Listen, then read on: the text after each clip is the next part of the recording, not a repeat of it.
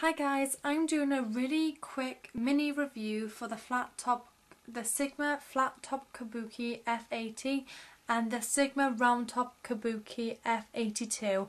I received these the other day and I have been using them non-stop. I'm going to start off with the flat top Kabuki and then review the round top Kabuki. Starting off with the round top Kabuki, I'm going to show you what it looks like. It has a black handle, obviously a metal furring.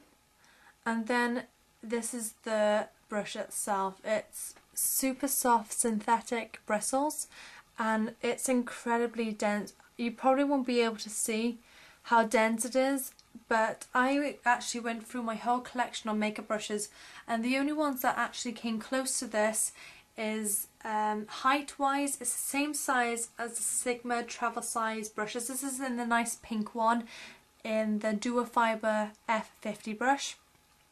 Height wise it's exactly the same, but obviously the little fibres of this brush is a tad bigger. Density wise nowhere near. And then obviously density wise and sort of wannabe shape wise is my MAC 130 brush. Obviously it's not as big as the Sigma F80, but it's the same sort of concept, you know, little stubby brush for buffing in powders and liquids.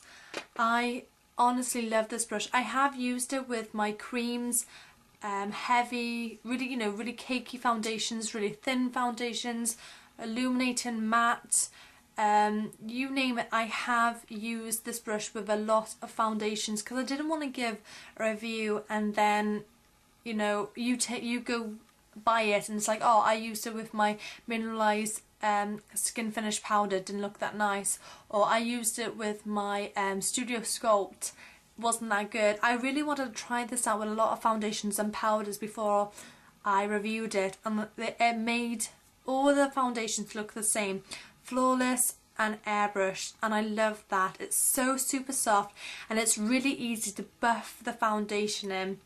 I have used this for powders, but I tend to use this one for foundation and then this one for powders. I do swap them up, but I do tend to use the F80 for foundation, just for really stipple it onto the face and really buffing it in. And then I like to use the powder, I like to use the round top Kabuki for powder. Same sort of concept, you know, dabbing it into the powder, dabbing it around my skin and then buffing it in. This is amazing for creams as well, also for cream blushes. Looks absolutely amazing, and also contour. It reminded me a lot like my MAC 109 brush, like obviously shape, you know, the fact that it was curved, slightly squared on the top, but obviously it's not as dense as this.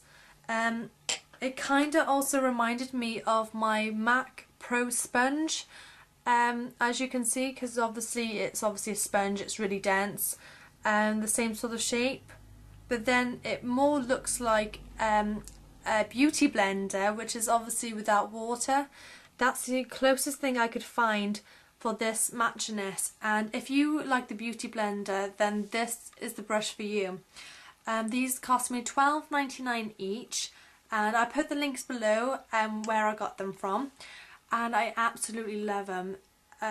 I can't really say much bad things about these brushes other than when I did receive them and took them home, I gave them a deep cleanse and wash, with baby shampoo, and I left them to dry. It did actually take a whole day for these to dry, so I would have to take, if I am going to use these, I will have to buy another set, a 180 and a 182, simply because I absolutely love these, and if I do wash them it will take a while for them to dry. So it does show you, so I just dropped one, it does show you how dense these brushes are, the fact that it took a whole day to dry.